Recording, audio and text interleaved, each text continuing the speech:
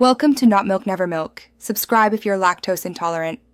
You begin by making sure power and connectivity are solid. Charge both the Airpods and the case to at least 50% and keep your iPhone unlocked. Enable Bluetooth and connect the Airpods so the device shows as paired. This is required for the firmware transfer.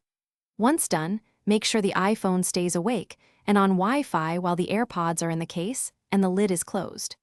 These steps start the automatic update process and prevent interruptions. You don't manually click Update.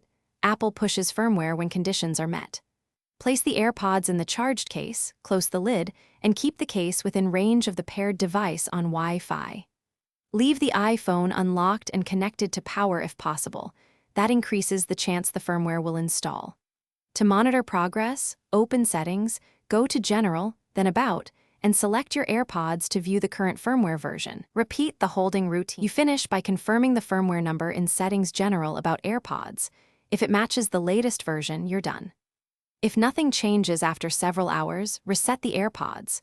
Put them in the case, open the lid, press and hold the setup button until the LED flashes amber then white, then repair them to your iPhone. Once reconnected, repeat the charging, proximity, and Wi-Fi routine. This often forces the firmware to apply.